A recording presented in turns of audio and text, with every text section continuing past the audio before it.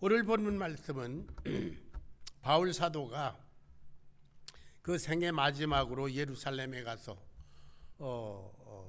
마지막으로 예루살렘에 가기 전에 에베소에 있는 장로들을 교회 장로들, 교회 지도자, 목회자들입니다.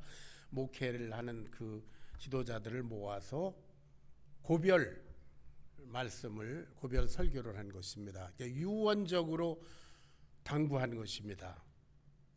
왜 그런가? 오늘 제목이 말한 것처럼 하나님이 자기 피로 사신 교회이기 때문에 그렇습니다.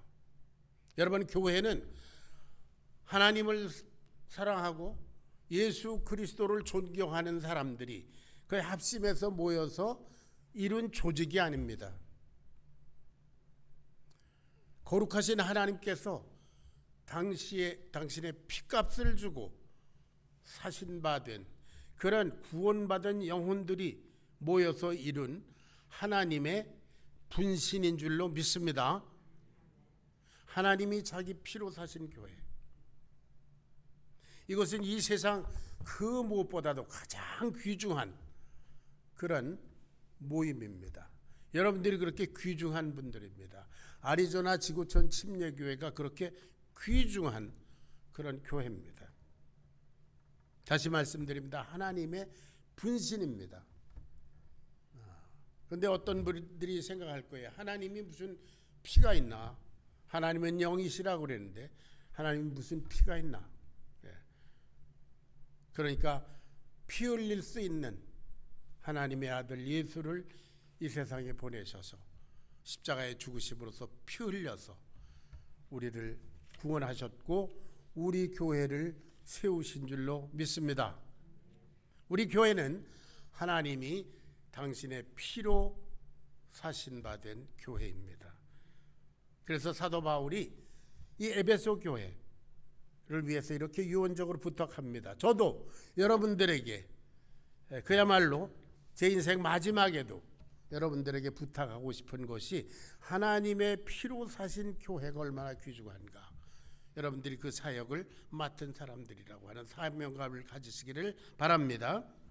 여기 말하기를 너희는 삼가라 그랬습니다. 너희는 삼가라. 여기에 삼가한다는 말은 와치하라 그 말이에요.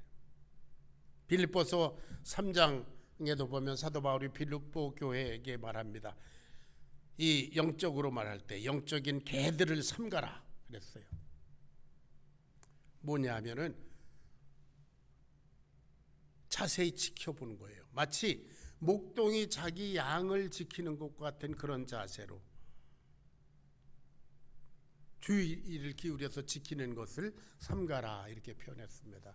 누가복음 2장에 보면 예수님께서 태어나실 때 베들레헴에 있는 목자들이 언제 양떼를 지키고 있었다고 그랬어요?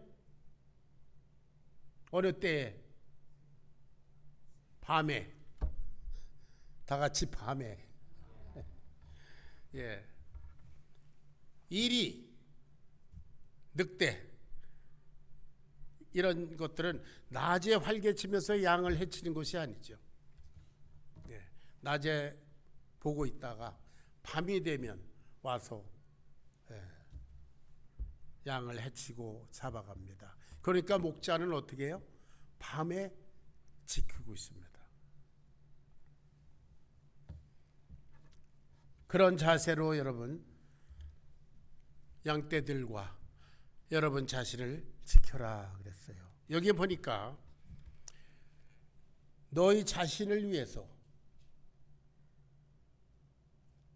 양떼를 위해서 삼가라 그랬어요.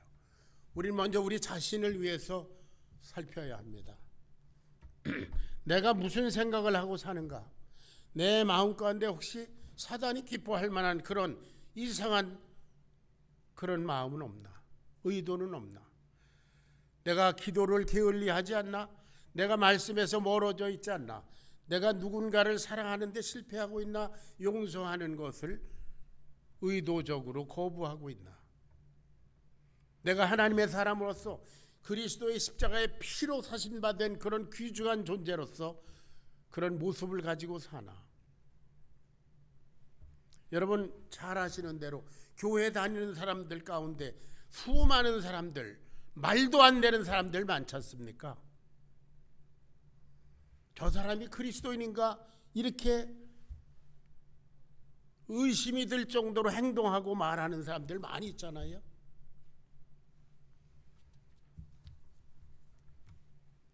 자기를 위하여 온 양떼를 위하여 삼가라. 자기 자신을 살피는 것. 여러분 자신을 살피시기 바랍니다. 자, 그 다음에 교회를 위해서 교회를 양떼를 살피라 그랬습니다.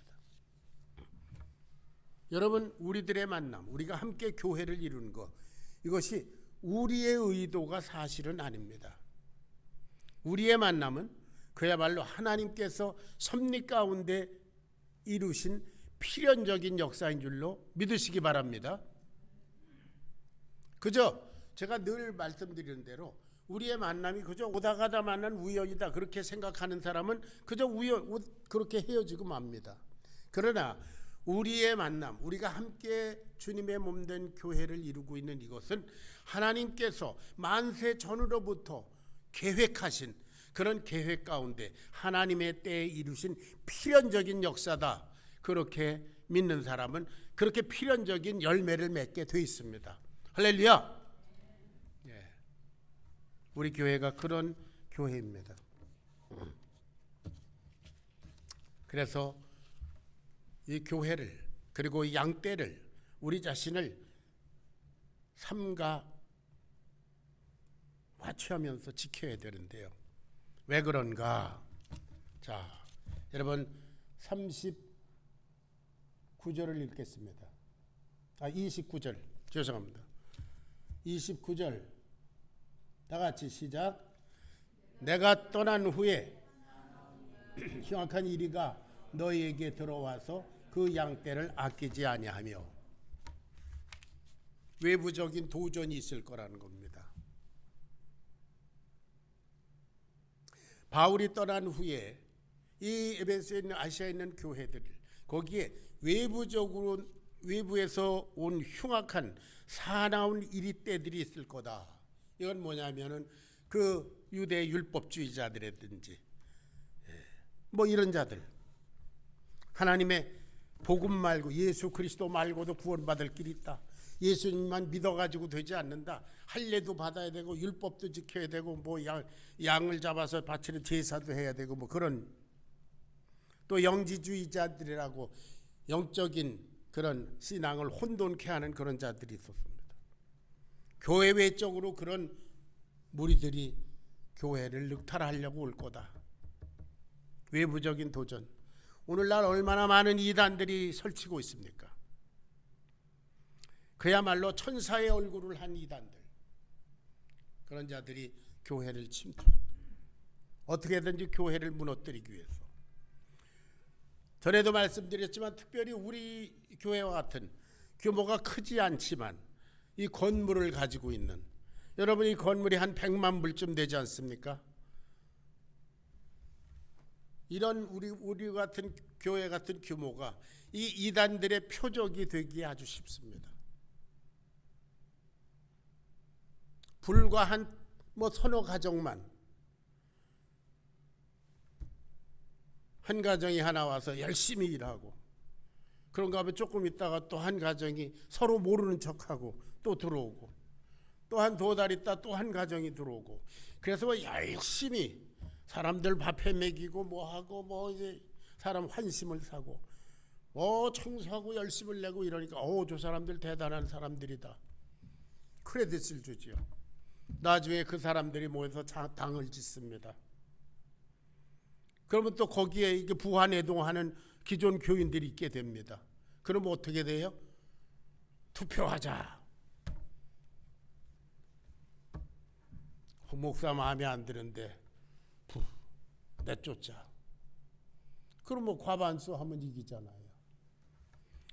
그렇게 해서 뺏기는 교회당이며 뭐 뺏기는 교회들 많이 있습니다.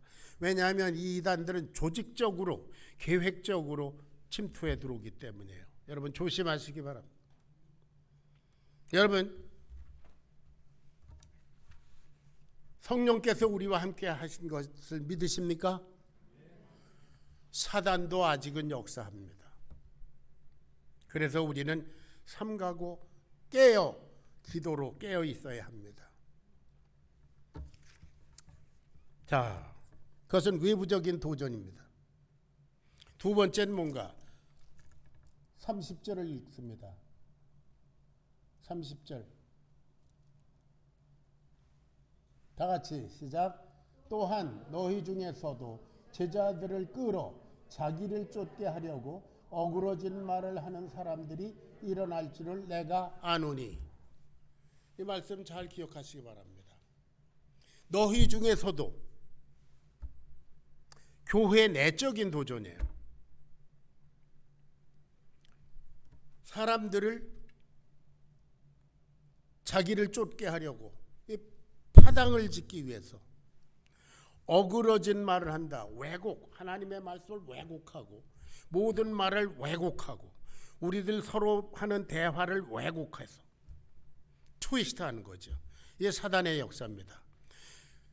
그러할 줄을 내가 아노니. 사도 바울은 이 교회들을 다 알고 있습니다. 왜? 자기가 세운 거니까요.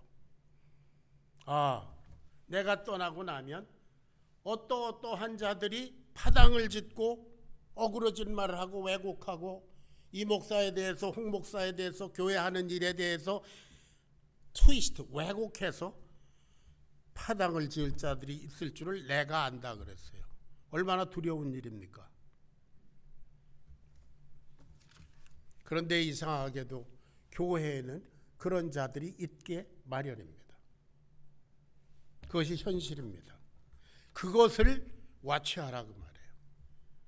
그래서 여러분들이 깨어 기도해야 될 줄로 믿습니다. 이것은 사람의 역사가 아니라 사단의 역사이기 때문에 그럽니다. 하나님의 말씀을 왜곡하는 거, 그거 언제부터 시작됐어요? 창세기 3장에서 벌써 시작됐습니다. 하나님은 창세기 2장 16절 17절에서 내가 동산 각종 나무의 실과를 임의로 먹되 선악을 알게 하는 나무의 실과를 먹지 말라. 먹는 날에는 내가 정령 죽으리라 그랬잖아요. 그런데 사단이 하와에게 와서 하는 말이 있었습니다. 내가 그 실과를 먹으면 너희 눈이 밝아져서 선악을 아는 일에 하나님과 같이 될 거야. 그러나 결코 죽지는 아니할 거야. 선악과를 먹으니까 어떻게 됐어요? 선악을 아는 일에 하나님처럼 됐습니다. 눈이 밝아졌어요. 거기까지는 사단의 말이 맞습니다. 반은 맞습니다. 그런데 그 결론이 뭐예요? 너 결코 죽지 않아. 하나님은 결코 정령 죽으리라 그랬는데 넌 결코 죽지 아니할 거야. 정반대로 왜곡해 트위스트했습니다. 이게 창세기 3장에 이미 시작된 사단의 역사입니다. 그로부터 구약을 거쳐서 지난 기독교 2000년 역사 가운데 현재도 그렇게 역사하고 있고 앞으로도 주님 오실 날까지 그럴 겁니다. 그래서 조심해야 합니다. 그래서 기도로 깨어 있어야 합니다. 외적인 도전이 있을 거라는 거, 내적인 도전이 있을 거라는 거 기억하시고, 여러분 하나님이 자기 피로 사신 교회, 이 아리조나 지구촌 침례교회를 지키기 위해서 여러분들 깨어 기도하시기를 부탁합니다. 아멘. 예, 제가 귀가 어두워서 잘 안 들리니까 아멘 하시는 분은 오른손을 한번 들어주세요. 예, 예. 할렐루야, 감사합니다. 이런 도전이 있을 때 어떻게 해야 되는가? 이제 31절을 보겠습니다. 31절.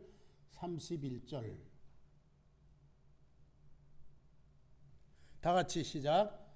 그러므로 너희가 일깨어 내가 3년이나 밤낮 쉬지 않고 눈물로 각 사람을 훈계하던 것을 기억하라. 지금 내가 너희를 주와 및 그 은혜의 말씀에 부탁하노니. 그래요. 그때 뭘 기억해라? 내가 3년 동안이나 너희들 가리킨 그 훈계, 그 말씀을 기억해라. 여러분, 말씀은 스스로 능력이 있어서 우리가 말씀에 순종하고자 할 때에 이런 내부적인 도전, 외부적인 도전을 말끔히 물리칠 수 있으리라 믿습니다. 하나님의 말씀은 살아있고 운동력 있습니다. Living and powerful. 그런 거로 말씀을 중심으로 해서 여러분 이 외부적인 도전을 이겨내고 미연에 방지하면서 주님의 몸된 교회, 하나님이 자기 피로 사신 받은 이 거룩한 교회, 우리 생명을 바쳐도 아깝지 않은 그런 교회를 지키시기를 축원합니다. 예. 자, 그 다음에 말씀드릴 것은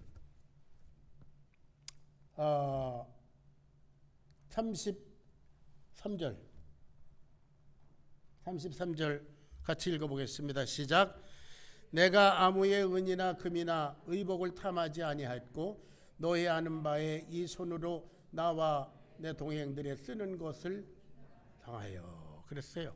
범사에 내가 수고했다. 사도 바울은 자기가 스스로 텐트 베이킹, 그 천막을 만드는 작업을 하면서 돈을 벌면서 그러면서 이 선교 사역을 했어요. 예, 복음을 먹고 사는 수단으로 사용하지 않았다. 교회를 밥줄로 생각하지 않았다. 뭐 쉽게 말하면 막말로 얘기하면 그렇습니다.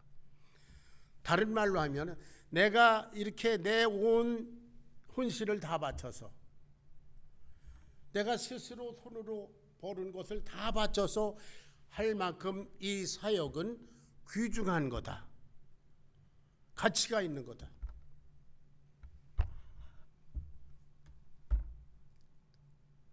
그래서 내 재산을 드리고 내 주머니를 헐어서 돈을 드리고 그래도 이 목회는 정말 할 만하다. 사랑하는 여러분, 참 저는 부족한 종이지만 저는 목회를 정말 즐거워했습니다. 즐겁게 목회를 하면서 40년을 살았습니다. 뭐 지금은 참 풍족하게 살아서 죄송한데요. 아주 찢어지게 가난할 때도 있었어요. 그때도 기쁨과 감사함으로 목회 자체를 엔조이했어요. 그래서 제가 신학교 가서 목사 되겠다는 사람들이 있으면 불러서 물어봅니다. 너 왜 목사 되려고 그러냐? 그러면 저는 소명을 받았습니다. 하나님께 부르심 받았습니다. 이러면 제가 별로 기쁘질 않아요. 너 왜 목사 되려고 그러니? 저는 이거보다 더 기쁘고 감사하고 좋은 일이 없습니다. 난 이거 하고 싶습니다.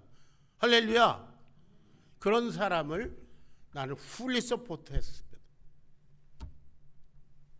저 자신이 그렇게 살았고요. 누구의 돈이나 은이나 금이나 의복이나 탐하지 않았고요. 저는 사실 교회 때로는 내 돈 들여서 헌신했어요. 교회가 누구 구제할 수 없으면 내 은행 카드를 긁어서라도 구제했어요.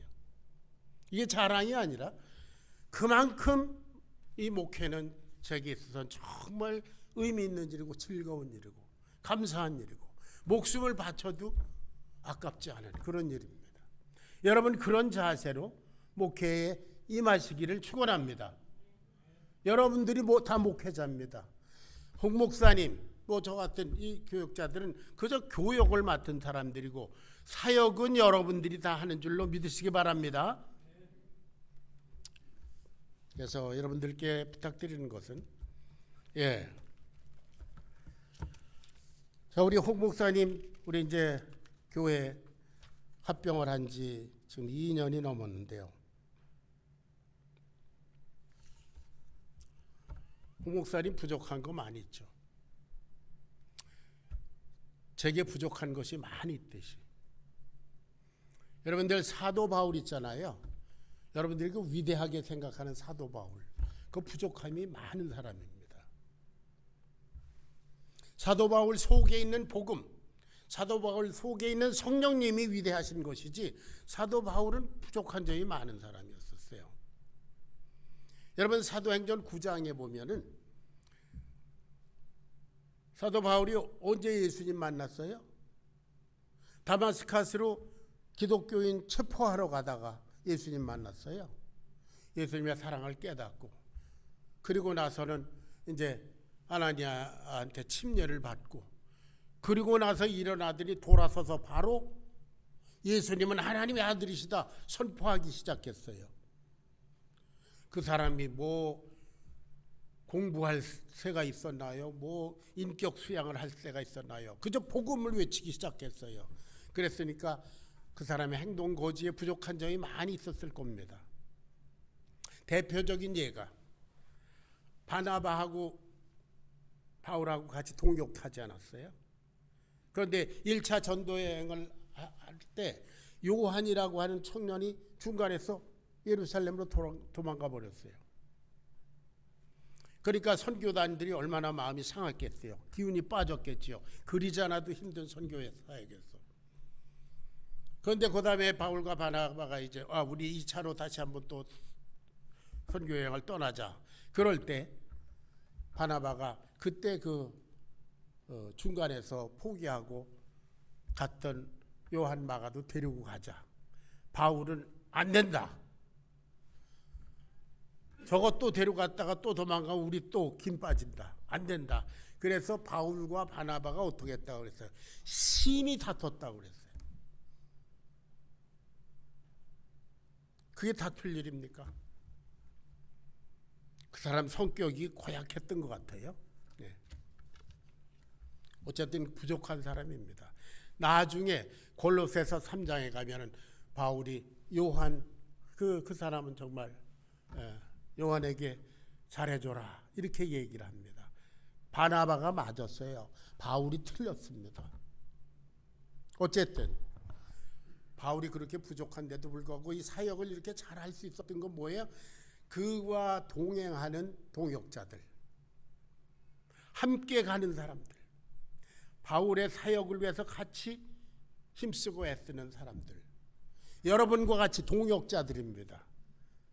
그들이 이름을 알게 혹은 이름 모르게 여기 다 등장하는데요. 그 사람들이 바울과 생명을 걸고 동역했음으로 말미암아 바울이 이렇게 훌륭한 사역을 할 수 있었어요. 바울이 훌륭하지 않습니다. 이름 없이 따라다니는 그 동역자들이 훌륭한 겁니다. 하나님은 바울보다도 이름 없이 동역하던 그 사람들을 기억하시고 상 주실 것이라고 나는 확신합니다. 바울은 자기 이름이라도 났잖아요. 이 목사는 내 이름이라도 났잖아요. 그런데 여러분들은 이름도 없이 하나님은 여러분들께 크게 상을 준비하시고 계시리라 저는 확신해요. 예. 그래서 여러분 여기에 주는 것이 받는 것보다 낫다 이런 얘기 예수님 하셨다고 그랬잖아요. 사랑도 헌신도 수고도 앉아서 받는 것보다 주는 것이 훨씬 좋습니다. 훨씬 행복합니다. 홍 목사님 저보다도 훨씬 훌륭한 점이 많은 분이지만 역시 부족합니다. 우리 인간이니까. 여러분들이 홍 목사님과 사모님을 잘 이렇게 동역해서 이 많은 동역자들이 사도 바울을 섬기듯이 동역하듯이 그렇게 섬겨서 정말 이 주님의 교회, 하나님이 자기 피로 사신 바 된 이 교회가 제가 돌아왔을 때는 더욱 든든하게 서 있기를 축원합니다. 이제 우리가 그렇게 서로 동역할 그러한 근거가 뭐냐? 사도행전 20장 22절 24절을 같이 한번 읽어보겠습니다.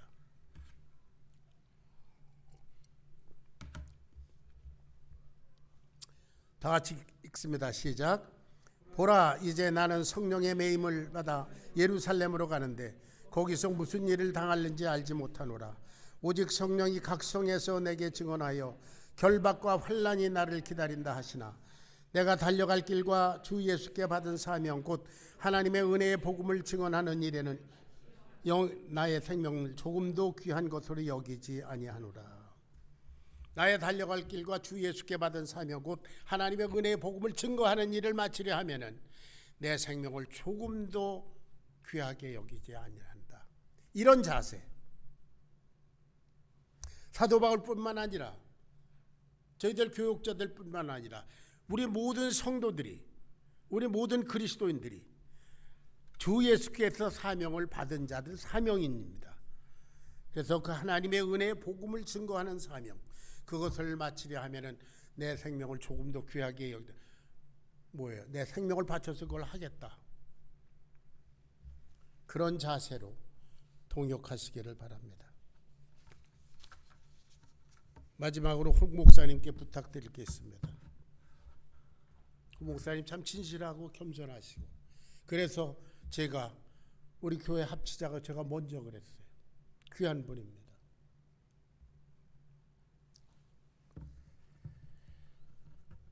사도 바울이 그랬던 것처럼 우리 성도들뿐만 아니라 홍 목사님도 복음 사역에 목숨을 걸시기 바랍니다. 우리 그리스도인에게는 자존심이란 없습니다. 우리 이 세상 사람들은 자존심으로 삽니다. 자존심이 손상되면 못 삽니다. 그런데 그리스도에게는 자존심이 없습니다. 왜? 내가 죄인인 줄 아니까. 그리고 이 죄를 그리스도의 피로 값없이 용서함 받았으니까 이제 자존심이 없는 겁니다. 아멘. 우리 오직 내 속에서 그리스도만 존귀히 되게 하려 함이니요. 사도 바울이 그렇게 고백했죠. 내게서 오직 그리스도만 존귀히 되게 하려니니 내가 죽는 것도 유익하다.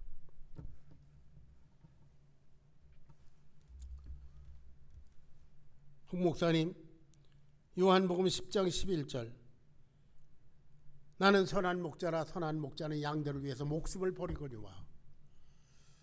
우리 사역자들은, 특별히 우리 목사로 헌신한 사람들은 양들을 위해서 목숨을 버릴 그런 각오로 그렇게 임하셨을 줄 믿습니다. 앞으로도 그렇게 임하실 것을 믿고요. 그러니까 목숨을 버리는데 그까지 자존심이 어디 있습니까? 우리가 존경을 못 받을 때도 있습니다.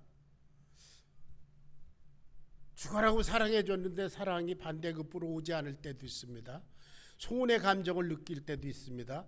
그럴 때에 당연하게 여겨야 합니다. 나는 선한 목자라 선한 목자는 양들을 위해서 목숨을 버릴 거지와.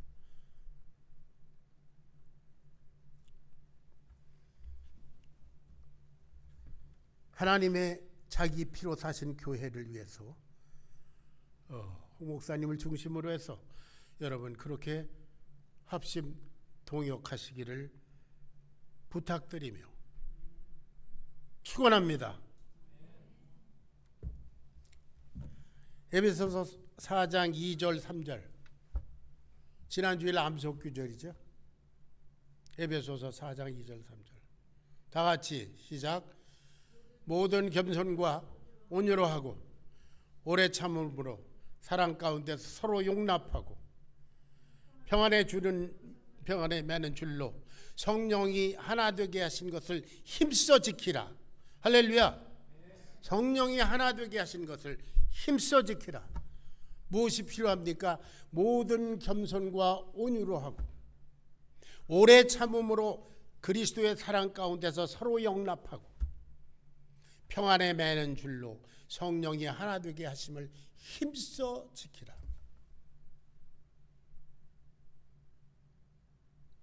잠시 떠나면서 여러분들에게 유언적으로 부탁드립니다. 이 교회는 하나님이 자기 피로 사신 바 된 교회인 줄로 믿으시기 바랍니다. 여러분에게 이 교회를 지킬 사명이 있습니다. 잘 부탁드립니다. 기도하겠습니다. 살아계신 주님, 하나님이 피로 사신 이 거룩하고 귀한 교회, 주님께서 친히 보호하실 줄로 믿사오나 우리 사랑하시는 홍 목사님과 또 사랑하시는 모든 성도들이 한 마음이 되어 평안에 매는 줄로 성령이 하나 되게 하심을 힘써 지키는, 그래서 하나님의 온전하신 뜻을 이루어드리는 교회가 되기를 간절히 기도합니다. 주님께 사랑하는 교회를 온전히 올려드리면서 감사드리옵고 예수님의 거룩하신 이름 받들어 기도합니다. 아멘.